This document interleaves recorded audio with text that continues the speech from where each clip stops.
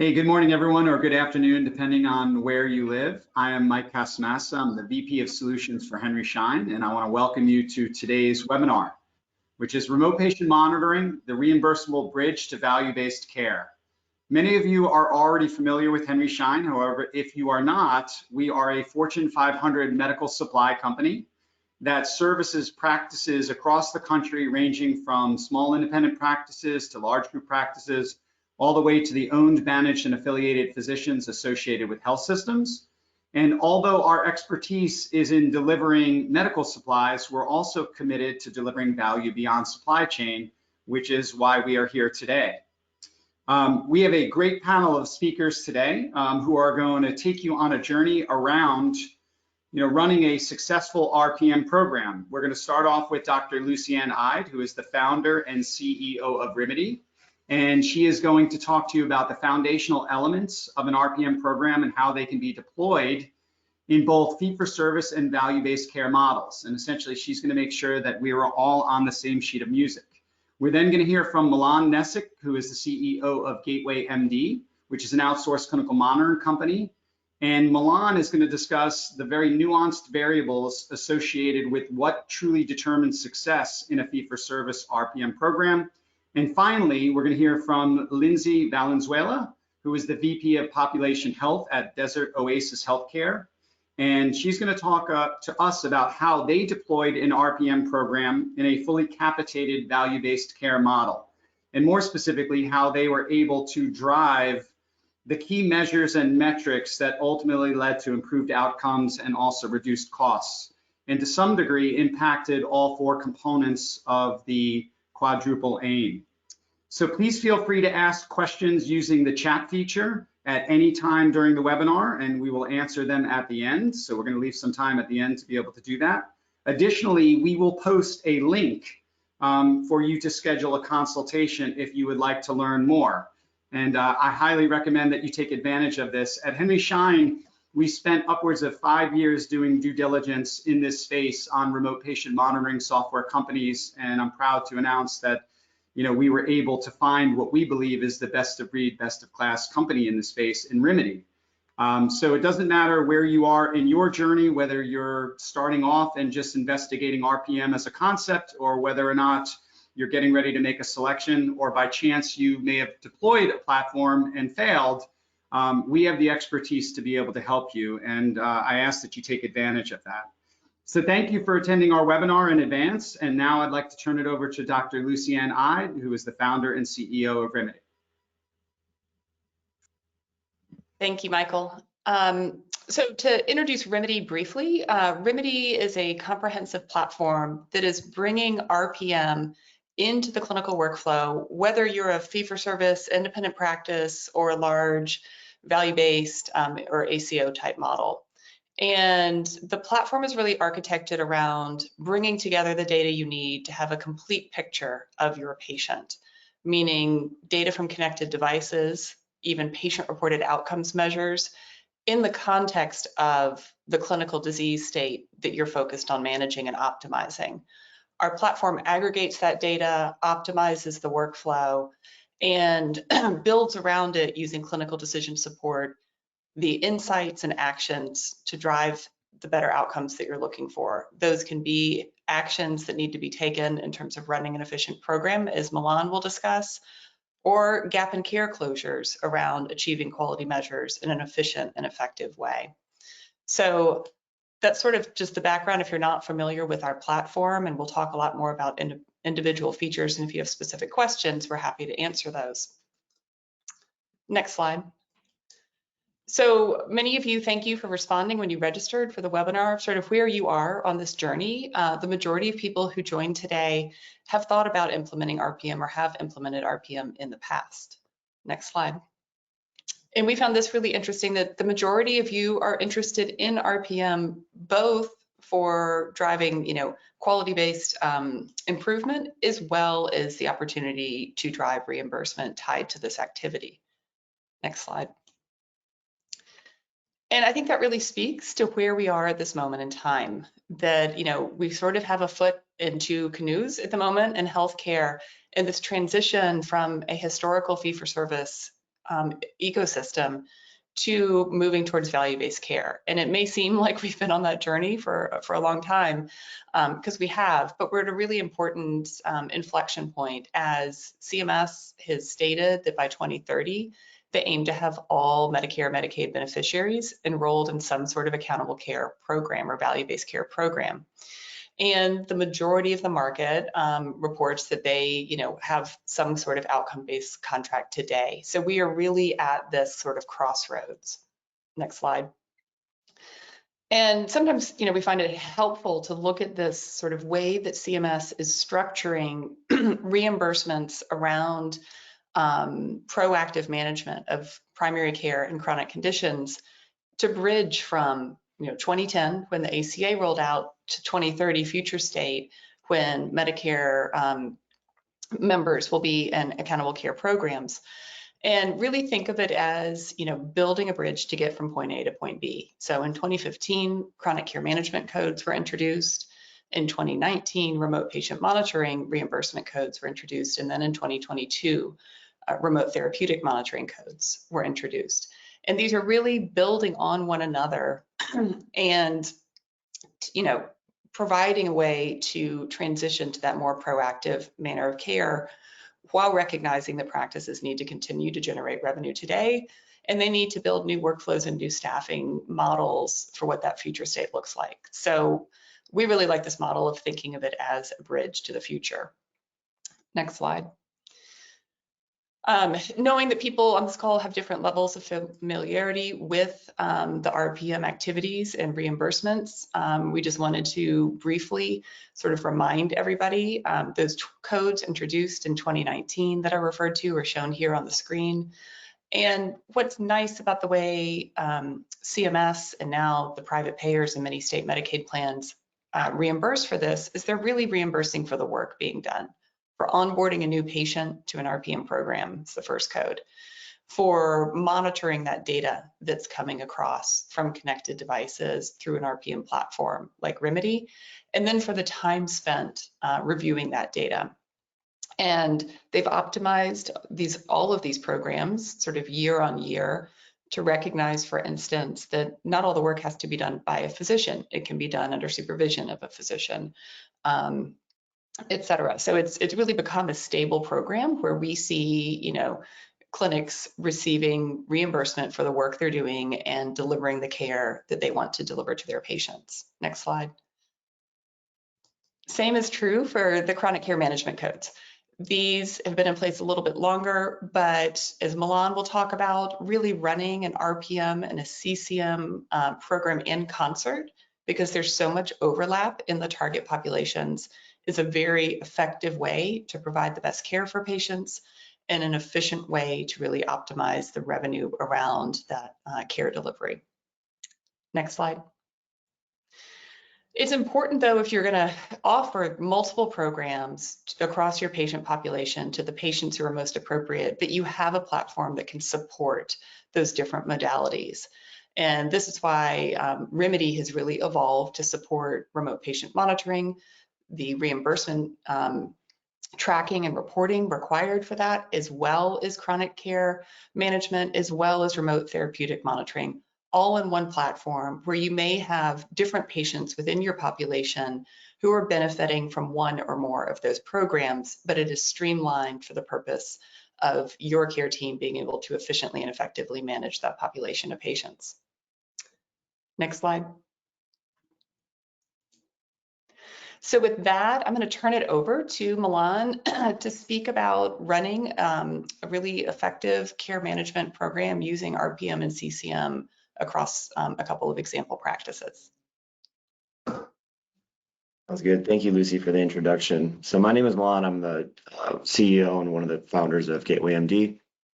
And just like what Lucy said about RPM, CCM, the introduction to both those programs in the marketplace, Gateway MD, before we kind of go into the case study and one of our clients that we started back in 2021, I just wanted to mention that we're big proponents of both running RPM and CCM in adjunct with each other, simply in the fact that we're strong believers with those programs really pushing forward, twice as much clinical value, and then also optimizing financial value when you kind of merge those two programs together.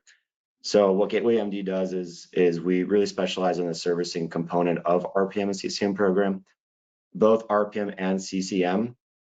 Not extremely difficult programs to do, but if you don't do it right, you won't optimize your patient compliance. And that's one of the key talking points that I'll go through as I go through this case study. But patient compliance and really laying a foundation for these RPM programs that are just getting off the ground, a turnkey solution like Gateway MD and leveraging tools like Rimidi are a great way for practices to start off their programs. Next slide. So this is Dr. Sharaf. So she's been with us for a little over 2 years now. So she started back in, I think, early 2021. She has a great busy practice out of Sugar Land, Texas. So she has a mixed population of both Medicare and commercial, but I would say about the vast majority of her patients that are on her RPM and CCM program are Medicare. She started off doing RPM and then added CCM later, about 2 quarters later. And what she really saw was an increase in revenue, not only increase of revenue, but increase of clinical outcomes as well. Because like I said in the previous slide, is merging those two programs together makes total sense for both perspectives, right, on both spectrums. So you have the financial and the clinical side. So as Lucy was mentioning in the previous slides, you need to spend time with each patient, whether you're doing it for RPM or CCM. And if you don't spend the time with the patient and you don't have optimal patient engagement, your monthly revenue per patient and your profitability per patient isn't optimized. So with that being said, Dr. Sharaf, right, she's been here with us for a couple of years now. She's still growing strong. She has about 100 patients. And what I really want to illuminate in the next 2 slides is the importance of optimizing patient interaction and patient compliance. Next slide. So for RPM and CCM, and having Dr. Sharaf doing both in adjunct on the same patient, you can see the CPT codes kind of going from left to right. So on the left-hand side, you have 99457. So that's really the 20 minutes of RPM time that the clinical staff has to spend with each patient. So that's a very high rate just because a lot of that time, or I should say some of that time, has to do with the analysis of data. And then interpreting that data, communicating the trends with the patient, but not only with the patient, but with the provider as well. 99454, that's an RPM code as well, but that has to do with the biometric component of it. So 99454, that's 16 days of readings per 30-day span. And then going one more time to the right, 99490, that's that CCM component of it. So that's 20 minutes of chronic care management spent with the patient. And I just kind of want to recap RPM over CCM. And this is the best way that I tell our prospects or our clients kind of how to differentiate them too, is RPM remote patient monitoring more so focuses on the physiological component of it, whereas chronic care management focuses on the care plan and a question set, essentially. But both programs set out to achieve a common goal, and that's to really avoid hospitalizations, keep the patients engaged and healthy between office visits, and really to reduce patient anxiety, right? So, for example, you have a patient that only goes to their doctor, their PCP, cardiologist, whatever the case may be, 2-3 times a year. Healthcare providers such as yourselves don't really know how they're doing in between office visits. So RPM, CCM are great programs, as you guys know, to really gauge and check how your patients are doing between these visits. And then not only that, you guys have busy practices, anywhere from a small, medium to large size account. Time is a huge commodity for physicians, for the nursing staff that's within your guys' organization, front office, back end office, they're doing their things. So starting off with a third-party company like Gateway MD can really help with that time management as far as, well, we do 95% of the work, or we want to do at least the vast majority of the work, while you guys do 5%, because it does take time, it does take effort to get what you guys see in front of you, these patient engagement levels at the highest level. The reason that 99457 is higher than 99490, even though that we're spending the 20 minutes of time with that patient throughout the month, 99490, you have to spend essentially all the 20 minutes with the patient on the phone. And that's why I keep on reiterating how important compliance is between the patient and the care staff. 99457 incorporates the biometric data and biometric analysis. But nonetheless, if we look at profitability, which is the next slide coming up here, and compliance, you want to optimize your monthly revenue. You want to optimize your monthly per patient per month outcomes, because at the end of the day, if you add up all three of these CPT codes, you should be getting $160, give or take a couple bucks per patient per month. But in reality, an RPM program, having a dedicated care staff that really engages the patient, having the tools and technology like Rimidi, where it makes the clinical staff's job easy to do it. And then not only that, the devices, cellular-based devices that the patients go home with, make it extremely easy. Patients, we can increase the patient compliance and ultimately increase revenue. Next slide. Okay, so again, kind of transcending into patient compliance and how it affects profitability. On the left-hand side, we have Dr. Sharaf. On the right-hand side, we have Practice B, who is another one of our clients out of actually Texas as well. But Dr. Sharaf's office has about 100 patients total, doing about 14,000 in revenue per month. Practice on the right is 191 patients, almost double, and doing 23,000 in revenue per month. So you can see that these two graphs, both the left and the right-hand side, both practices A and B, very high 99457, but where the compliance really comes in, so that patient really picking up the phone and spending the 20 minutes with them going through the care plan, and then also the 99454, where the patient has to take these 16 days of readings in order to qualify for that CPT code, how they differentiate. And I apologize, guys, I realized my camera was off. On the left-hand side, you have $135 per patient per month in profitability, whereas on Practice B on the right-hand side, it's $127 per patient per month. Both programs, Dr. Sharaf and Practice B, are doing the exact same programs, right? RPM and CSIM in adjunct with each other per each patient. But, there is a difference between profitability per patient per month just because of the engagement. And I'm going to go into a little bit about why Practice B has different numbers than Practice A, which is Dr. Sharaf. And that really comes down to the experience and the management that comes with joining up with a team like Rimidi and Gateway MD. So Gateway's been in the industry for a little bit of time now. Rimidi's been in the industry for, I think, over a decade. So they've seen, we've together collectively seen everything, what works, what doesn't work. So, and then no two practices are the same, whether you have a small, medium, large size practice, each one of those, even a home health agency, right, or a hospital system, each have different needs, each have different resourcing, a model, a goal even. So there's always a way to kind of custom tailor fit your RPM and CCM program into what you have and what your goals are. So Practice A, Practice B, very similar. That's why I picked Practice B to kind of merge with Practice A. Very similar practices, but Practice B differs in the sense that they have a little bit of a different enrollment model that we're trying to get over to mirror more closely to Dr. Sharaf. So Practice B, laying the foundation is, well, actually, if you don't want me going back, Dr. Sharaf, how she does her onboarding and enrollment.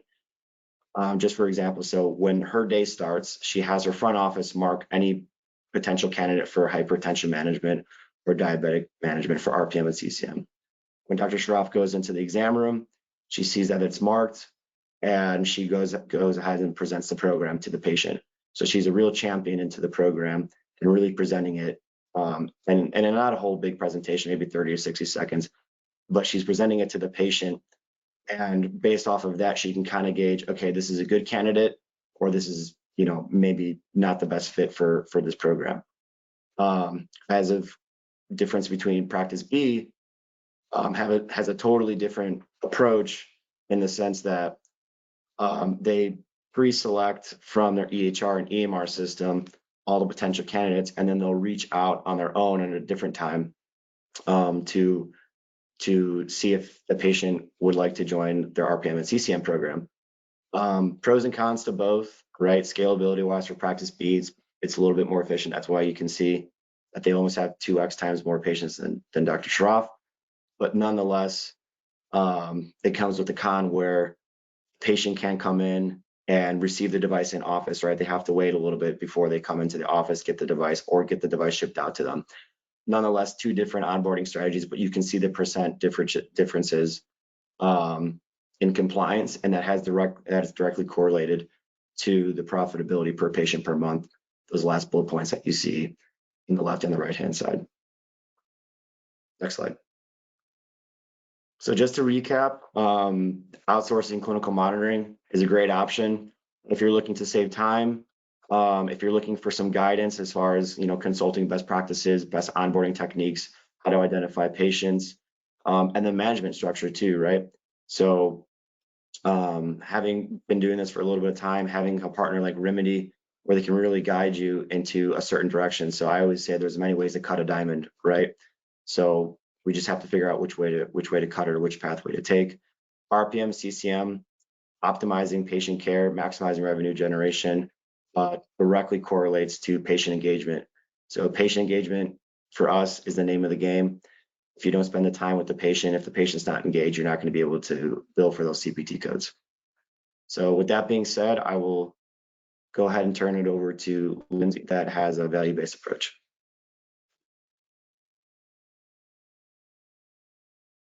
Hi, good morning or good afternoon, wherever I might find you today. Again, my name is Lindsey Valenzuela. I'm a pharmacist and work with Desert Oasis Healthcare. We're a medical group in the Coachella Valley, which is in Southern California. We're part of a larger heritage provider network umbrella that services the Central California, Southern California, Arizona, and New York.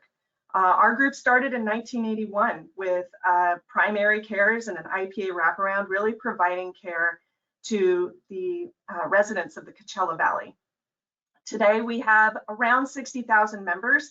30,000 of those are Medicare Advantage seniors, another 30,000 are commercial HMOs, and we also have Medicaid and ACO as well within those. And I think the difference here is that we are value-based. What does that mean? Well, that means we are a fully capitated at-risk organization. So the funds that we get per member per month to take care of these 60,000 members goes to their complete medical care. That includes primary care contracts, specialists, diagnostics, intervention, and hospitalization. So you can see here that with a fully capitated model, you really want to make sure that you're limiting where you're spending your money. And what we've found is really in order to improve cost management, you have to really improve quality in the long run. So in 2005, the organization decided to employ a pharmacist. And the pharmacist role was really to help with independent management in between physician visits of some of the diagnoses you see here in comprehensive medication management.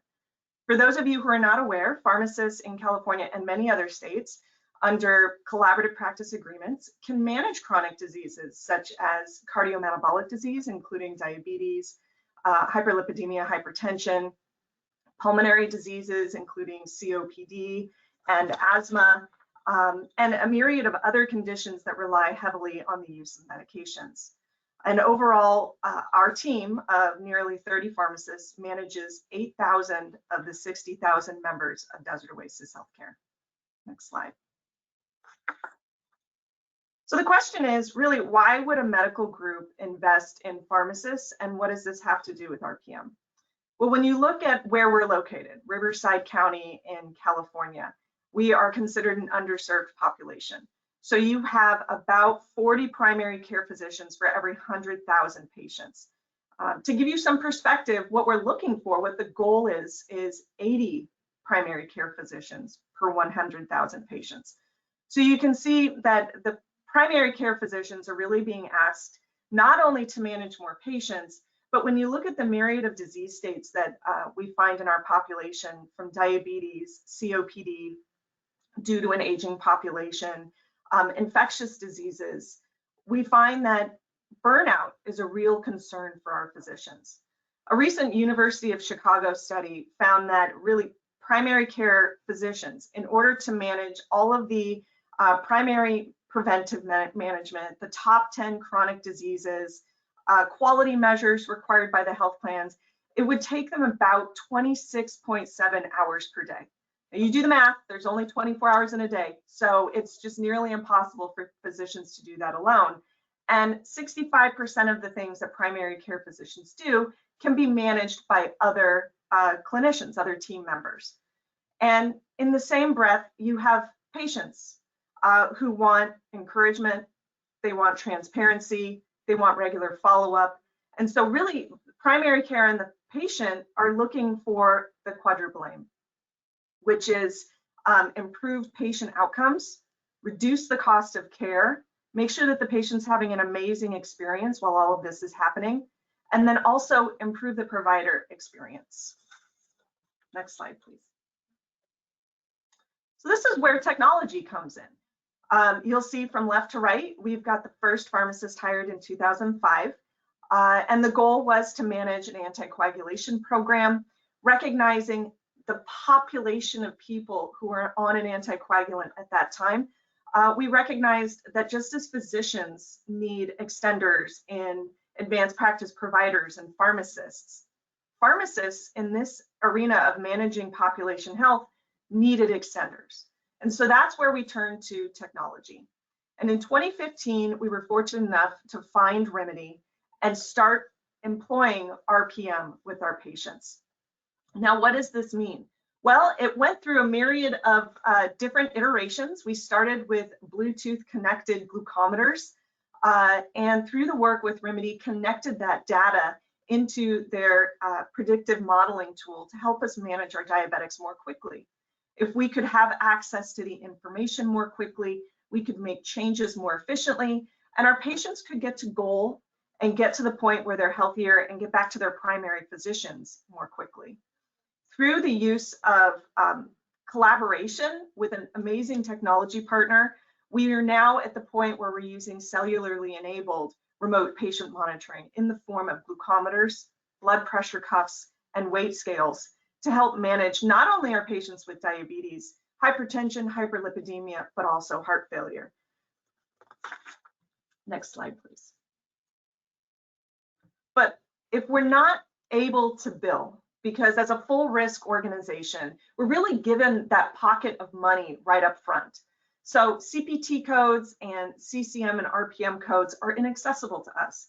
So why would the organization spend the money on pharmacists and on remote patient monitoring tools and platforms like Rimidi? The truth is, there's a big reason when you're talking about an at-risk population. Here we've got our diabetic population. These are all high-risk diabetics. They are people with an A1C over at 8.9%. They're poorly controlled. They might have wounds, history of low blood glucose, high blood glucose hospitalizations. And we took those patients, you can see many of them started between 10.5% and 11% A1C, and we were able to get them almost to goal within 180 days. What's really important here is we've also got the idea of quality measures. For seniors, those are STARS measures. For commercial members, those are HEDIS measures. But they're all trying to do the same thing. They're all trying to help clinicians reach better goals with their patients for the things we should be doing well. In this case, it's managing diabetes. And that cutoff for our seniors is 9%. The cutoff for our commercials is 9, 8, and 7. And so the goal is to get that patient to their individualized goal. We did that within 180 days. And you can see here that it's sustainable all the way up to 270 days post-discharge from our program. Next slide, please.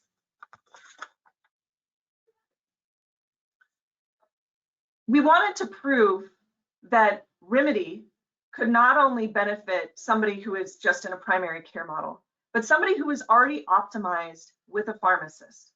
So we took the opportunity to work with Rimidi and to have 3 arms. One was a pharmacist with the use of Rimidi. Another was a pharmacist without Rimidi.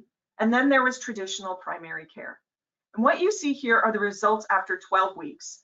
Those patients who were enrolled with a pharmacist and the use of Rimidi and RPM showed a 2.81% reduction in A1C. Those with primary care did show a reduction at 0.83% A1C. But to give you some perspective, for every 1% drop in A1C, you reduce the risk of macrovascular complications by 14%. So those are things like heart attack and stroke, which lead to long acute care utilizations, long skilled nursing utilizations of specialists. And so this is essentially almost a 30% reduction in that risk from primary care to a pharmacist with Rimidi. Now, why is the pharmacist important? The pharmacist is really important because that means you have a clinician who's taking in that data and doing something with it.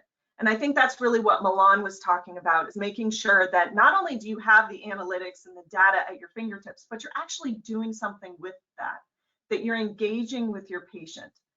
What we've found with our patients is for something like diabetes, your success as far as quality measures or as an organization is based upon the A1C. But A1Cs are only drawn every 3 months traditionally.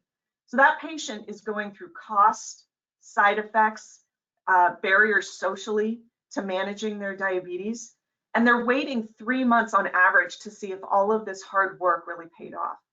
With the use of RPM, there's a lot more transparency. We have the opportunity to do things virtually, which means that our touches are much more frequent, and we can show the patient with the Rimidi tool, this is what you look like last week, and this is what you look like this week. Isn't that amazing? Look at what you've done with your medications, your lifestyle, and it's made a difference just in 1 week. Imagine what we will see in 3 months with your A1C. So that transparency and engagement improves the relationship and keeps that patient on their track for their goals, which is a little bit different from a traditional model without the use of those data analytics that you get on a regular basis. I want to show this because LDL and lipids was not something that we were planning to measure in this study, but we did find through that engagement and the ability to share those results with the patient that Rimidi plus a pharmacist showed a huge drop in LDL, almost 3-fold above a pharmacist, and we actually saw an increase in LDL with primary care. This led to us working with Rimidi on how we could further support other systems that we're managing, from hyperlipidemia and figuring out the right dose of a statin to working on heart failure. So that's another key that I would impress upon all of you listeners is when you're choosing a technology partner, make sure you're choosing a partner who wants to collaborate to improve the care of your patients. Next slide, please. All right, so we've seen that we can improve outcomes with patients, that they get better in terms of their clinical markers. We've also seen a reduction in all-cause and diabetes acute care utilizations in this population. And now, if you're an at-risk organization, you really are focused on your quality measures. And why is that? Well, people in the community have a choice when it comes to their medical group. And you can go onto the Office of the Patient Advocate and look at all of the scores of the different medical groups and health plans and make a decision based on these metrics as to whether this group is doing a good job taking care of the very preventative needs of the population. So that's why we're very concerned. Here you see our commercial measures, HEDIS measures, and these are the benchmarks that we've been able to achieve through the use of RPM in collaboration with Rimidi. Blood pressure, diabetes care, getting people in for the preventative care for diabetes, such as checking their kidney function and their eyes, and making sure that people are optimized on their use of statins if they do have diabetes. Next slide, please. Here we have similar measures. These are our senior stars measures, which are similar, have different cutoffs, but you can see we've been able to achieve 5-star in 2022 and previous years through the use of RPM and Rimidi. And, you know, this takes me to the next slide because I'm sure that everybody is wondering how people react to the use of these tools. Do they feel like this is helpful in their healthcare, or do they feel as if we've given them something to keep them out of the office and keep them out of our hair? But in fact, 54% of the people that we polled said it supplemented their face-to-face appointments, making them more valuable through the use of sharing that information, sharing the patient's data, and using it to encourage them to do more. And 36% thought that it would even replace a face-to-face visit. And in fact, prior to the pandemic, we were doing a lot of frequent touches and titrations based on this data. The pandemic only allowed us to do this in greater volumes because we really had no choice but to do it virtually. I mentioned earlier that our population is an aging population. Next slide, please. On average, our senior members are 15 years older than the average Medicare senior. So how does RPM and technology work with this aging population? I mentioned earlier that we switched from Bluetooth to cellularly enabled glucometers, blood pressure cuffs, and scales. And a lot of that was to engage our seniors. And now we find that people in their 70s and 80s are regularly using our technology and find it very easy to use. You can see here 78% find it very easy to use. Next slide, please. So an at-risk organization stands to gain a lot from the use of remote patient monitoring.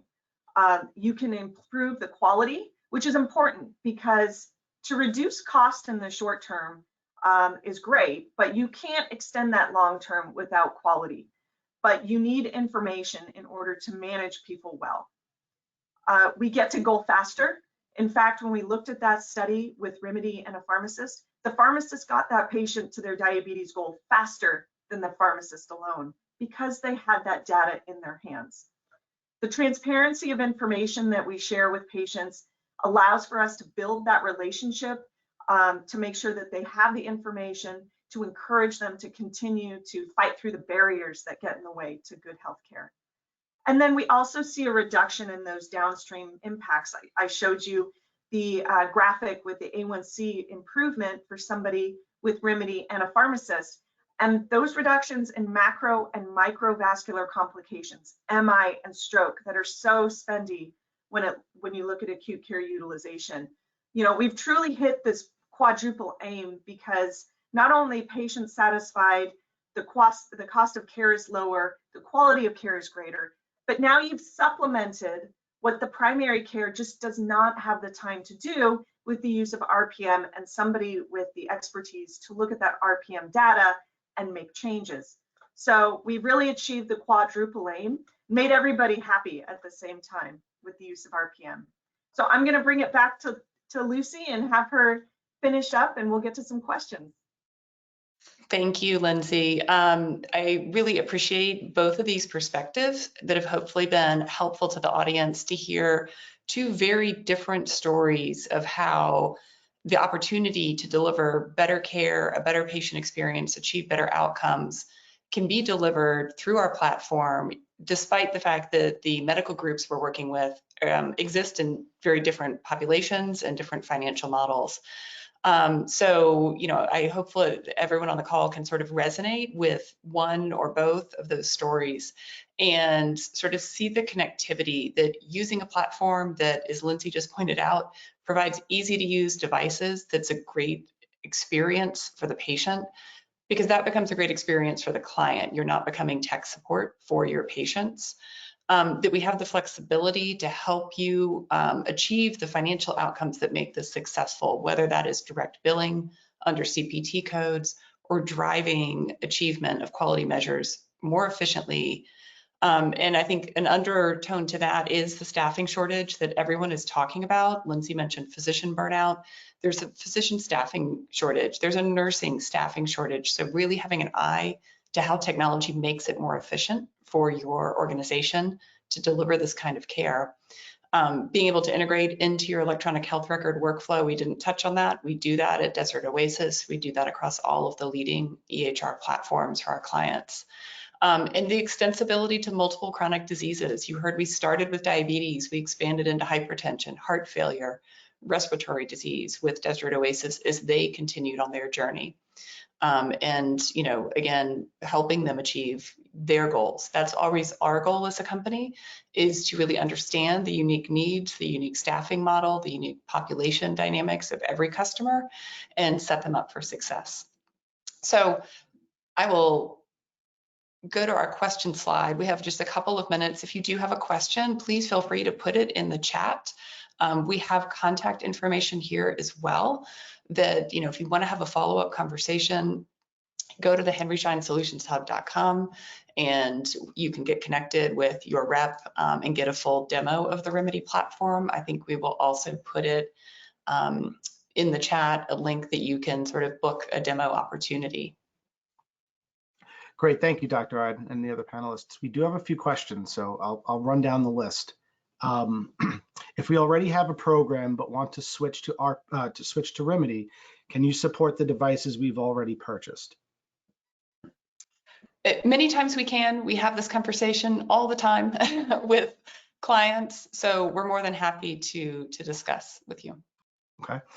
Can physician extenders such as PAs and NPs spend the 20 minutes on the phone instead of the physician? Yes, that is what Milan's team does. So that was one of the really important improvements to RPM when it first came out, and then to RTM after it first came out, that Medicare made that adjustment that it is under the supervision of for that billing. Okay. Who would source and supply the Bluetooth-enabled hardware for RPM? And I'm going to give one of these questions to one of my partners here, but I'll answer. So Rimidi will do that. We will work with you to understand the best devices for your population, and that is part of the contract with Rimidi. Okay, and a follow-up to that, what types of devices does Rimidi integrate with, and are they all cellular enabled? So we've had mention of glucometers, blood pressure cuffs, scales, pulse oximeters, continuous glucose monitors, both Libre and Dexcom, connected inhalers through a project called DigiHaler. And that is a mix. In some categories, we have both Bluetooth and cellular. Some of the devices, like the continuous glucose monitors, that is a sensor that connects to an app that is part of that medical device. That's actually already a covered benefit for many people.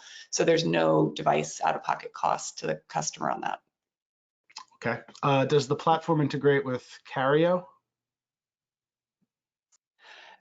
We are talking to them about it. So that is a potential. They're a modern EHR, so they can definitely support integration. Okay. Another question, can you work with new and upcoming clinics? And then a follow-up, same person, what about Elation? Yeah, new and upcoming clinics are great because there you can leverage the rest of the Henry Schein strengths as well. They do a lot of setting up new clinics for our clients and all of the non-software needs that go into that, as well as providing software solutions like Rimidi. Elation is one we've had a few requests for. I'll say Rimidi is a standardized interface using something called FHIR, which is kind of the modern way of integrating to EHRs. So most modern EHRs, we can support that integration. Great. My clinic is based in Hawaii. We're focused 100% on diabetes management, and we're very interested in partnering with Rimidi and Gateway. Do you service the Hawaii market? If so, they share their information to get in touch. Also curious if Desert Oasis knows of any comparable ACOs in Hawaii. Milan, you want to take the servicing the Hawaii market? So I would be more than happy to fly down personally to you guys in Hawaii and see how we can help you. But yeah, we cover all 50 states. The beauty with the general supervision that Dr. I just mentioned is that most states, especially after the pandemic, are in that nursing compact state licensure. So for us, from a staffing perspective, we can support all 50 states very, very quickly. And we have a management structure. So how our model differs from a little bit of the rest of the marketplace, where we have designated nurse that has to build a relationship with that set of nurse. So for your Hawaii practice, you would have 1 or 2 or 3, depending on how big and how fast you want to scale. That nurse has their own set of patients. They build a relationship with your patient, and not only with the patient, with your practice as well. So we're really an arm of your guys' practice, and we work with you to make sure that anything that you guys need to know about, we'll bring you into the table. So like I said, that 95% we'll do, the communication collaboration, the 5% kick out to you, and the 5% is essentially the clinical protocol that we establish between your Hawaiian team and our Gateway MD team. So it really tells us what to do, when to do it, and who to contact in those certain situations. So I'd be more than happy to discuss with you, and if a flight out to Hawaii is necessary, I'm booking it. This one is more of a statement. Real quick, Justin, Lindsey, do you know the ACO or capitated groups in Hawaii who sort of operate in your world of capitation? I would say, ACO model has become a little bit less in terms of volume. So I would say the closer model that looks like us would be Kaiser. They are probably, we're as close to you get as to Kaiser without a hospital that we own. But I can certainly, if you want to leave your contact information, I can certainly reach out to my contacts and see if there's anybody more similar, and I can provide that to you. This one just came in. I'm a pharmacist interested in providing services for Desert Oasis. Is there any way I can directly connect with Lindsey Valenzuela? I'm sure my email is provided somewhere, and I'm happy to have a conversation with anybody who wants a perspective on how we've done it in the past. This one's more of a statement for the panel. Somebody wrote in, RPM, even chronic care management, is only covered under Medicare. All private insurance and Medicaid do not cover or reimburse. So could I talk to that one? So RPM and CCM are very easy to be reimbursed from Medicare. I mean, out of all of our clients, we've really have never really had that issue. And then actually Rimidi has an awesome tool that a lot of providers really love, and it's the audit report. So if you go with a private payer, let's say that patient doesn't meet the qualifications to be, a Medicare patient even, Blue Cross Blue Shields, the United, the Cignas, the Aetnas, they all follow and reimburse, or I should say most of them, similarly to CMS. Some private payers may ask for, okay, when was the date of service? They may ask for a couple things like that. But Rimidi's platform is built out so beautifully where in about 2 seconds, you can do a whole audit report for that patient and submit that over to the insurance company. And I would say the vast majority of the time, that's all they really need to cover and reimburse. Actually, some payers, depending on where you live, pay more than CMS's CPT code rates. Yes, Medicaid, I'm not too familiar with. Hey, Milan, if you don't mind, if you could break it up. So Medicare, it's 100% covered. Can you talk about Medicaid? And then could you also talk about roughly what percentage of commercial payers will pay? Because I think the statement was Medicare, they understood does pay, but the other two is what they were concerned about. So Medicare, no problem. Blue Cross Blue Shield, all the big, and it depends on the policy too. So if you have a non-Medicare patient, I would always contact the payer for that particular patient and just to verify before. But most certainly, I know this for a fact. I mean, we're in Texas, New York, Illinois, Wisconsin, North Carolina, Florida. Like a lot of it, I would say about 80% are Medicare patients, 20% are private payers. There's really not too much kickback with private payers. The only difference is that private payers sometimes want to ask a little bit more like, okay, let me see the records on the 16 days of readings, or when was the date of service. So then that audit report, which, like I said, Rimidi designed out beautifully, they'll kick it up, they can do that report and kick it over to the insurance company. But nonetheless, all of them, I shouldn't say all, the vast majority of these big private payers follow CMS and they do reimburse. And I'll just look at individually. Yeah, I was just going to add briefly, Milan. through our EMR integration, we can also flag candidate patients based on their payer. So where there is a differential, patients are going to qualify, we can help you identify that. Great. And to talk about Medicaid, I'm not an expert on Medicaid, but I would say that a very low population, the patients that we monitor are Medicaid, and I don't feel comfortable speaking to it because I'm not an expert. Milan, they actually followed up right now just saying Medicaid as well as most private insurances in Washington pass the bill to the patient. Patient receives an average bill of $60 to $120 per month in this case. Thank you. Balance the bill back.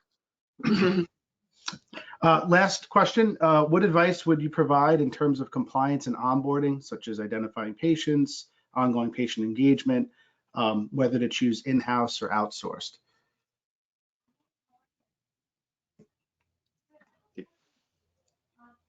Milan, I was just going to reiterate something you said about onboarding, that again, I think it depends on your practice, right? There are pros and cons to whether you're going to onboard patients in person and hand them a device right there, whether you're going to identify a larger population of patients and onboard them telephonically and send a device to the home. There are reasons to do it both ways. And again, we're happy to work with you on sort of understanding your patient population and barriers that may exist to one method or the other. So I don't think there's any single right answer to that. Exactly. Yeah, there's many ways, there's many pathways to reach the goal. I would just say the biggest thing that we've seen from all of our clients collectively, a common thread is how big of a champion is the actual supervising doc. If you as a doctor are super passionate and and when you present it to the program, or sorry, to the patient, are you just as excited as they should be, right? So I've seen that too. So just going back to the slides that I was presenting, Dr. Shroff versus the other doc, I mean, me just knowing those two accounts personally, Dr. Shroff, I mean, when she goes in and presents the program to patients, I mean, she's very excited. I'm not saying that practice B, the other practice, is not. I'm just saying that if you don't believe it, your patients won't believe it. And then that increases patient compliance, in my opinion. I completely agree. And in the case when you might be using other clinicians to do the RPM, it's also important that their primary care endorse the entire program. This is part of my team. My team has a number of tools that they'll be using with you. I need you to engage with the team. The other piece that we've found is helpful is to use people who maybe aren't the clinicians managing the data. These could be interested clinic assistants, these could be interested medical assistants or pharmacy technicians who know the technology and know the device and can give a really robust introduction and do troubleshooting as needed. If you do it right in the beginning, I find that you don't really have the same amount of troubleshooting to do throughout the course of the course. 100% agree too. That concludes the questions, Michael. Is there anything you'd like to add in closing? I think that's it. I think first and foremost, I want to just say thank you to everyone who was able to stay the full amount of time. I thought it was a fabulous webinar. I sincerely appreciate Dr. Ide and certainly Milan and Lindsey joining us. And please take us up on the offer. Take advantage of our expertise.